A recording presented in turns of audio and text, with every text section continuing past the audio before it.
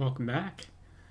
So far in Unit 2, we've learned a lot so far about bivariate data sets, two variables at the same time, over the same population. So we know how to make several graphs. We know all about contingency and two-way tables and how to interpret them, how to break them down, answer lots of questions about them. But we haven't actually talked about the most common type of bivariate graph out there. And it's really for when you want to ask whether there's an association between two variables. And I know we've asked that question already, but this type of graph will be the most useful to answer it. So I've got a new data set here. I took this data on June 30th, so it's a little outdated. I apologize for that. That's when I came up with this lesson. But we've got COVID-19 positive cases in the thousands versus COVID-19 deaths in hundreds. And each of these rows represents a United State at random. I took a random sample of 15 states and took the values here from Johns Hopkins University. So probably one of the most reputable sources of this type of data that's out there. So what I'm interested in is making a scatter plot of these two variables, right? So each state has given us the number of positive cases and the number of deaths. We've got that for 15 states. I want to see what that relationship looks like. So we're certainly not going to create this by hand. That would take way too long. We're going to use a calculator, so go ahead and get yours out if it's not already. And again, if you don't have one, you can use the link that's on Canvas to get to the online calculator. And we're going to enter this data in. So that is under Stat, Edit. And you can see I've already got my data in here. I imagine it'll take you a little bit to type these numbers in. It's important that you don't order these values like in ascending order or anything like that.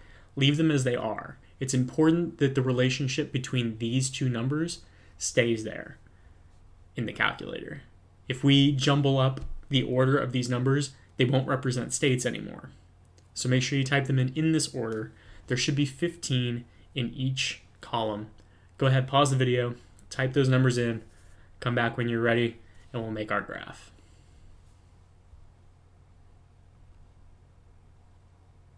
Okay, got all your data in?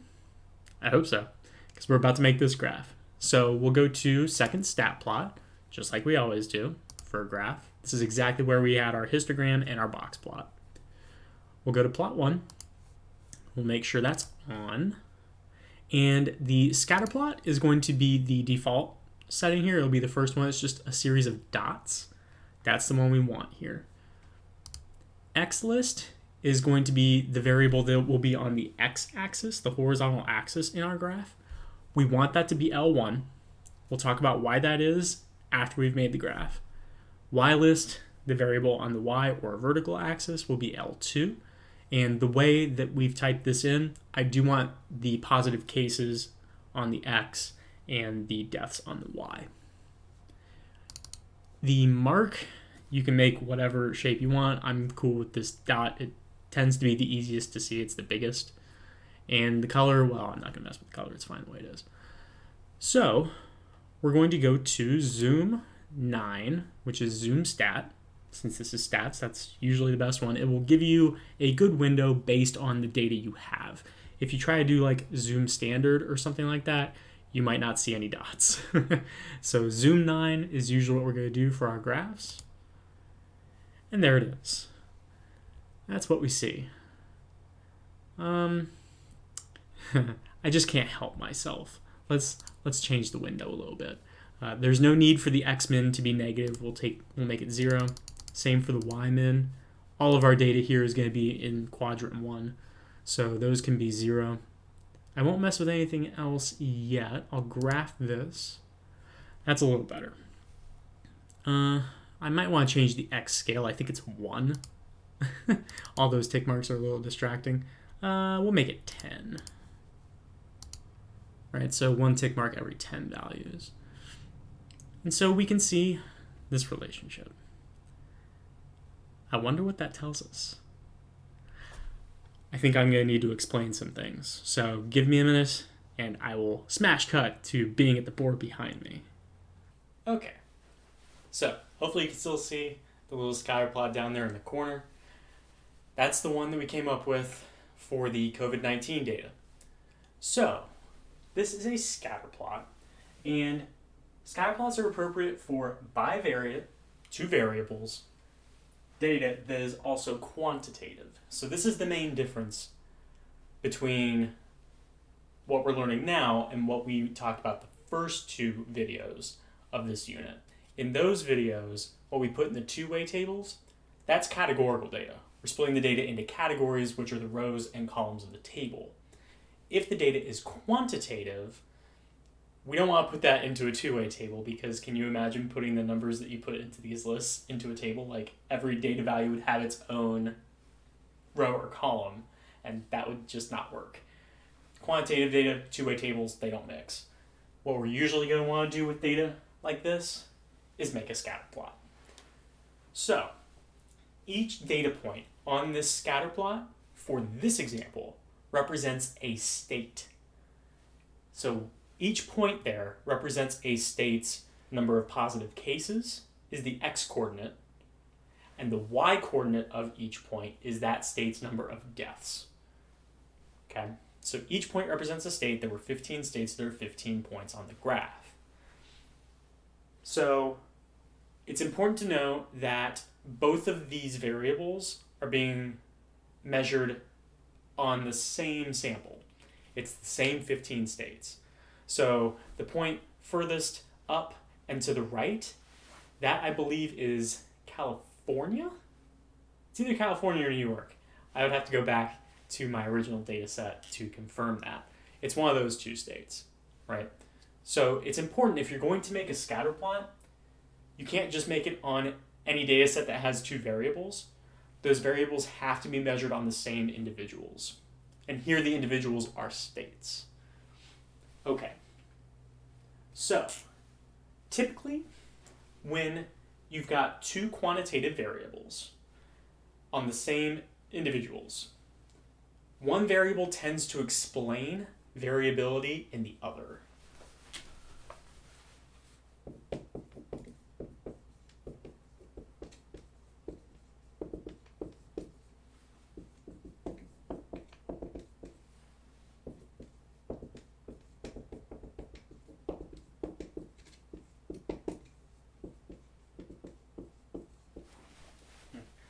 Usually you can make it so that one variable explains the other, and it's very difficult to go in reverse.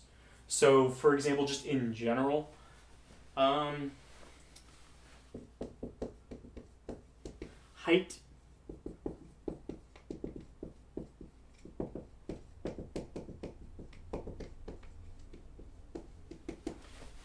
tends to explain variability in weight. Typically, the taller someone is, the more they're expected to weigh. That's just the way it is, in general. You wouldn't say it the other way around. You wouldn't say weight explains variability in height. It's just that the natural direction of this relationship goes in this way. Another example,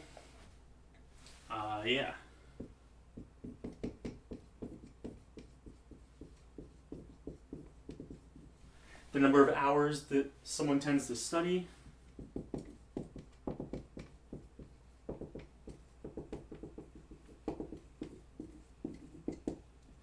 Explains variability in GPA. Typically, the more someone studies, the higher their GPA.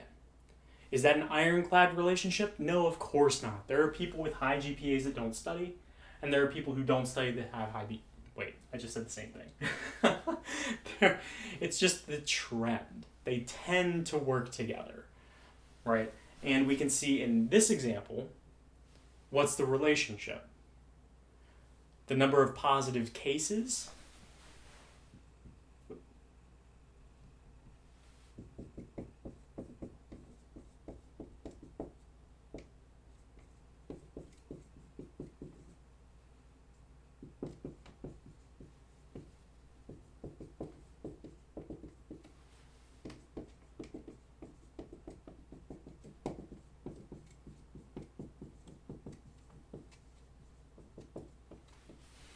number of positive COVID-19 cases explains the variability in the number of deaths, right? And in this case, it's pretty obvious why. You have to contract the virus in order to die from it. Not everyone that contracts it dies, but typically, the more people that have a positive case in a state, the more deaths there are going to be in that state. All right, so typically one variable explains the variability in the other variable. That's a lot of varying going on in that sentence, but it's true. There tends to be a relationship in one direction and not the other. So, if we were to make a scatter plot like we have here on a bivariate data set, the variable that we choose to put on the x-axis is the one that explains the variability in the other variable. That's why we call it the explanatory variable.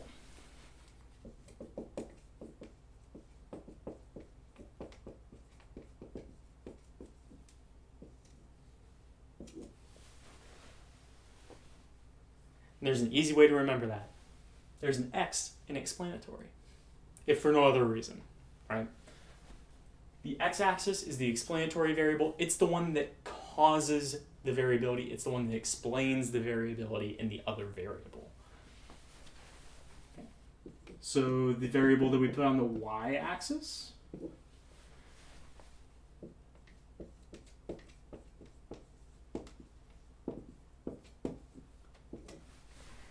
that's called the response variable.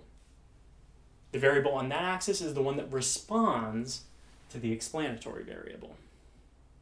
Right? So this is something that you could just memorize for the next test and then forget it forever, or you can make the linkage in your mind that the x-axis explains the variability and the y variable is the one that responds to that variability. Okay? So, if I refer to explanatory or response variables, I expect you to know which variable I'm talking about. Good. So, another way we can interpret the relationship between two variables on a scatter plot is that we can use the values of the explanatory variable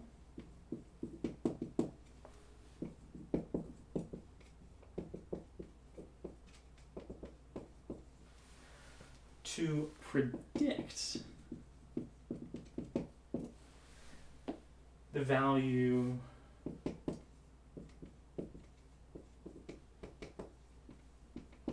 of the response variable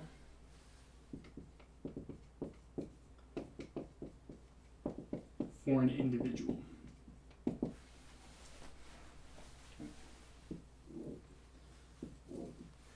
We can actually in some cases, literally predict the future, but let's say we only have 15 states here, right?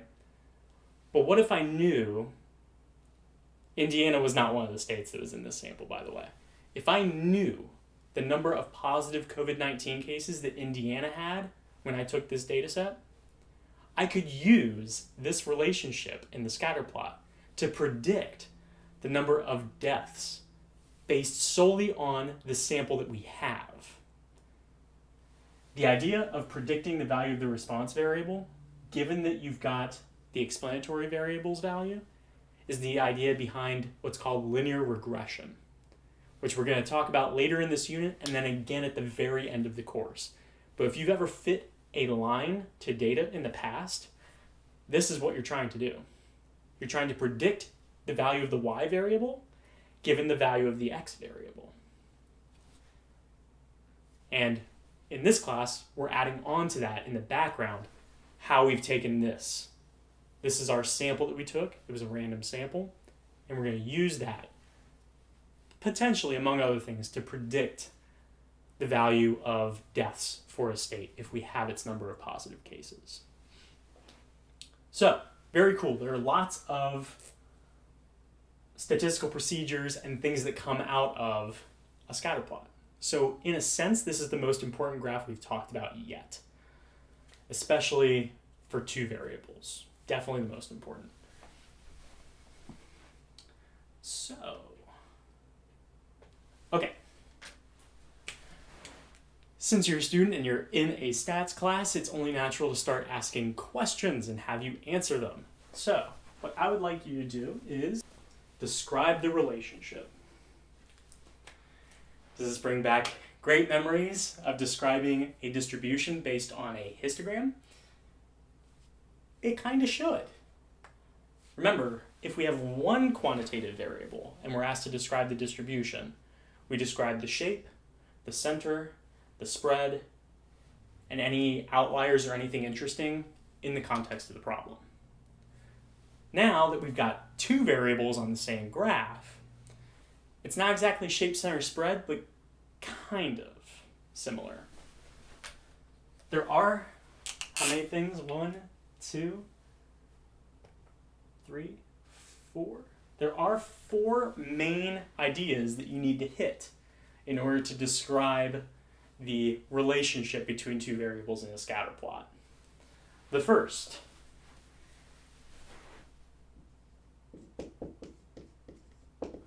is the form of the relationship. Another way of saying that is the shape of the relationship.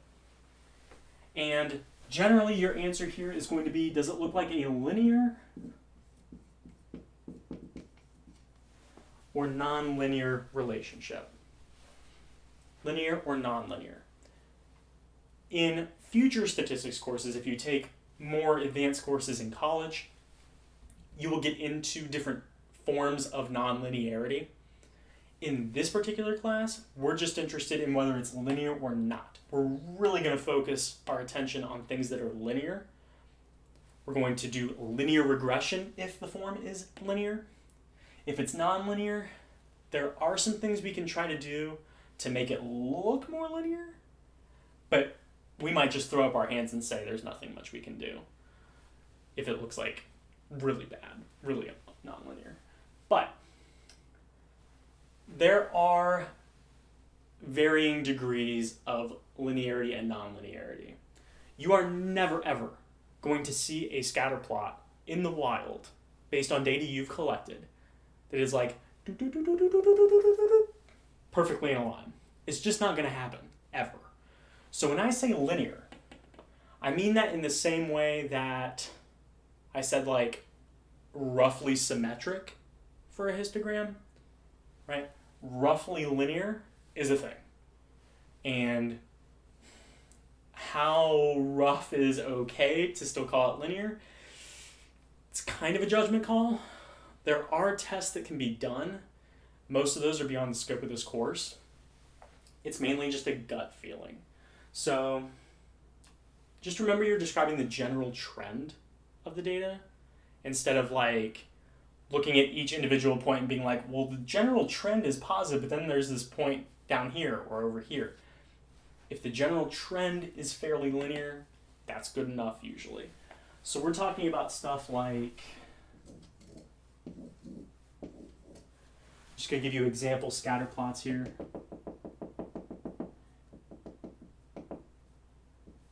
Okay. This is pretty linear, right? I don't know if you'd ever see something this orderly in the real world, but that would obviously be linear. The next one would be maybe something like this. I don't know how well you can make that out. There's clearly a curve here. If you were to put a curve to it, it might look like this. Yeah. That would be nonlinear. And we'll talk later in the course about things we might be able to do to transform this data and make it look more linear so that we can do stuff with it. There might be a scatter plot or two you come across that looks kind of like this.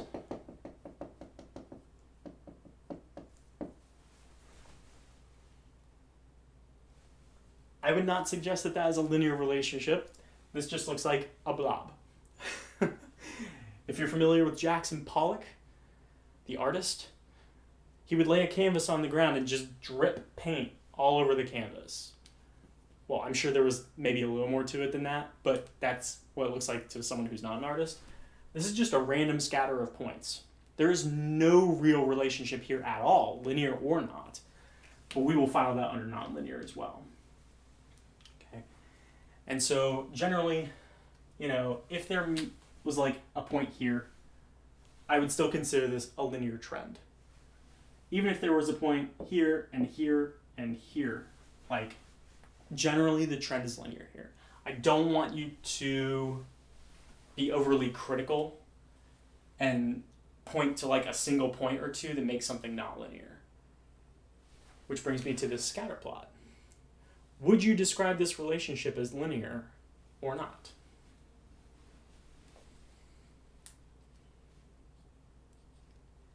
It's kind of hard to say, right? You've got that point down there in the bottom right corner. That might be a little bit of an issue. It doesn't seem to follow the trend.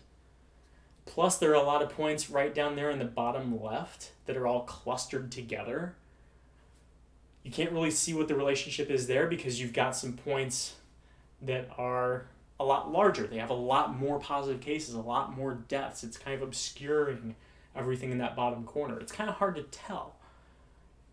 But my gut instinct there would be to say, that looks linear enough to me. It does. I would consider that linear. And reasonable statisticians could disagree, but that's just how I feel. But that's just one of the many ways in which there aren't hard and fast rules in this class. The best I can do is tell you what we consider what and have you be able to make a judgment call based on what you know. That's the best we can do. So, form, linear or nonlinear. The next thing you need to talk about to describe a relationship is direction.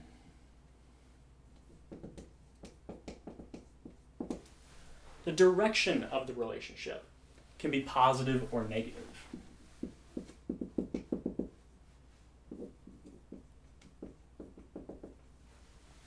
The direction can be positive or negative.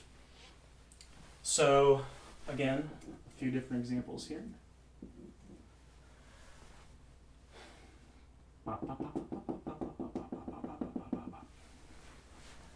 This relationship would be considered positive because as the x values increase, the y values also tend to increase.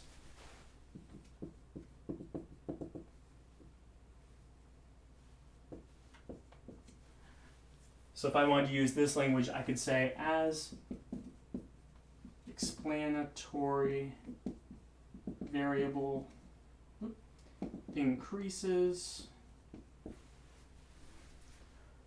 response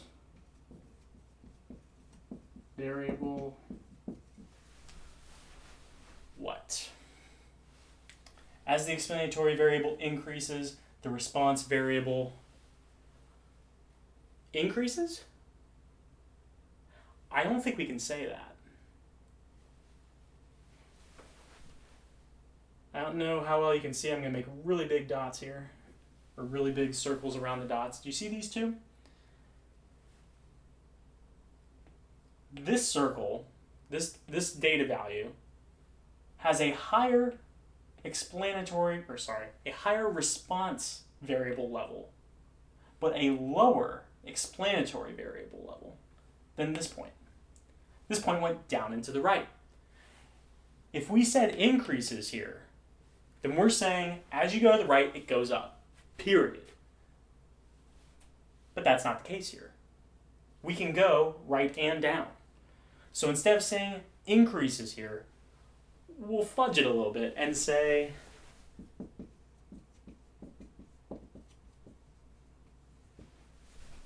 tends to increase. Okay? That leaves room for this to happen, but the general trend is upward to the right. All right, so you might see something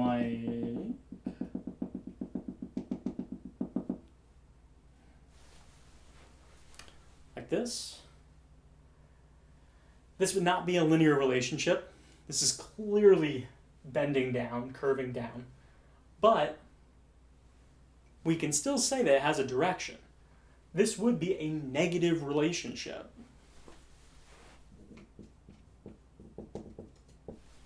And forgive me, but I'm going to abbreviate what I'm going to say here.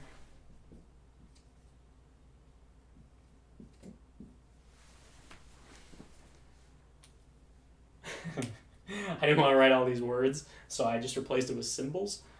As the x variable increases, as we go to the right, that implies that the y variable tends to decrease. Okay, so we go down to the right. Positive is up to the right, negative is down to the right. But obviously, as we are educated individuals, we will use complete sentences with correct statistical jargon to say such a thing. Okay, so positive, negative. What if you've got something like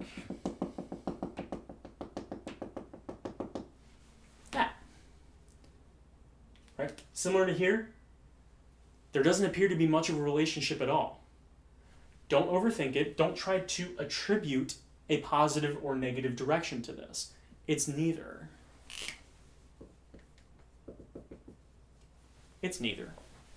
Okay? Don't worry too much about that. So we've got form and direction. And so the direction of this would be considered positive, right? In general, the trend is, as we go to the right, we tend to go up. Tend to. You've got that one point that is a major thorn in our side that doesn't appear to follow the trend in the bottom right, yeah? That one I know. That is Florida. When I took this data on June 30th, just in the 3 or 4 days before I took that data set, that snapshot, cases started to explode in Florida. Cases started to explode. That's our explanatory variable. So that explains why Florida is on the right side of the graph. Why is it so low? That would suggest that there are fewer deaths than there should be. That's probably because the cases had just started to explode. My guess is, in the days and weeks after that, the deaths started creeping up. And then if I made this scatter plot again a week or two later, that Florida point would be back up where it's supposed to be in line with the other states. That's just my guess. I did not actually go back and look at that. Feel free to take that data set the day you're watching this and see if Florida has come back up to where it should be. But I think that explains why it is not following the trend there. So I thought that was pretty interesting. Point number 3. Describing a relationship, we have form and direction. The third thing is strength.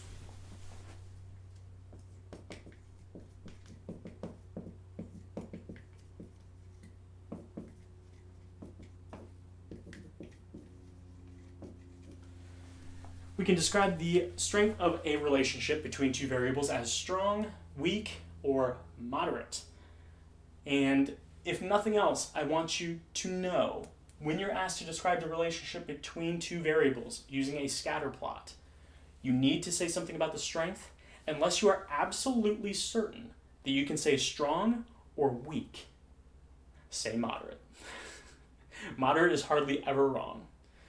It's got to be real obviously strong or weak to not be moderate. Okay, so something like, we're talking about the difference between,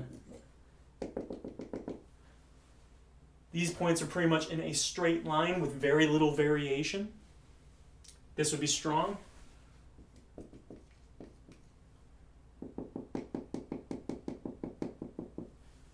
Okay. Here, we can still fit a straight line to the data, but there's a little more variability away from that line, from the points. This would be more moderate.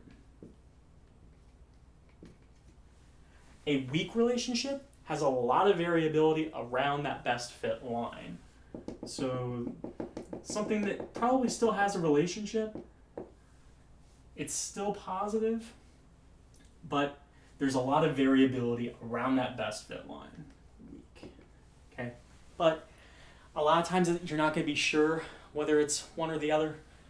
Moderate is hardly ever wrong, unless there is clearly a strong or weak relationship. Okay. So, for our data set here, how would you describe the strength of the relationship? Moderate? Why not, right? Maybe if Florida were up and closer to the best fit line, we could say strong, because it does seem like most of the other points pretty much lie on the best fit line, pretty close. But because of Florida there, I would give it moderate. That is nowhere close to weak, though. Nowhere close to weak. All right. The last idea that you have to talk about when describing the relationship between two variables, two quantitative variables, is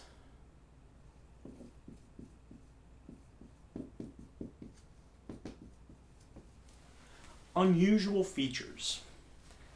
It's kind of like with the histogram we talked about, outliers are really anything that stands out to you, anything that sticks out, anything that's weird. So there might be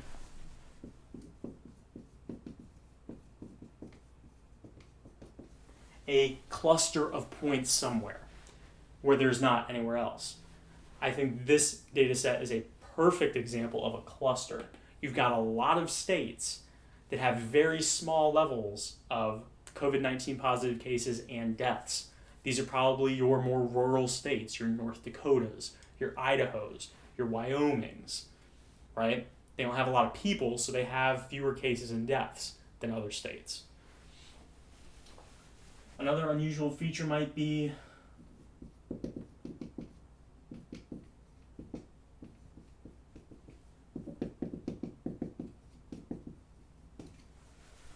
points that don't fit the trend. If you have identified at least a moderately strong relationship, but there are any points that don't fit, those should be isolated and discussed separately. So you may not know from like a prompt that that point is Florida, but you could describe it as the point in the bottom right of the graph appears to be lower than we would expect given the positive trend of the data set. Right? So,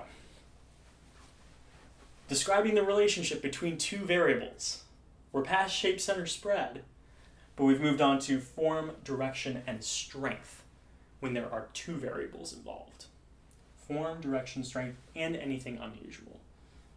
Trust me, if you're asked something like this on a free response question, and you hit all of these points using the context of the problem, COVID-19 positive cases and deaths, you will impress whoever is grading it. Whether it's a college professor or a high school teacher on the AP exam, or whether it's me on any of your tests or quizzes. I will be very happy. But this also tells you this is asking for probably a complete paragraph. Each of these things should probably take at least one sentence to describe. So it's not exactly like a whole essay, but you cannot answer all of this accurately in a sentence. It's impossible. You can't do it. I would say a sentence for each of those is probably sufficient. Maybe more if you want to go into this a little more. Okay. So that is our little introduction to scatterplots and bivariate data. In the next few videos, we're going to get a little more in-depth into calculations that we can do to describe this relationship. We've just described it in words so far, but there will be math involved, I promise. But that'll be for the next video, maybe the next few. So for now, have a great day.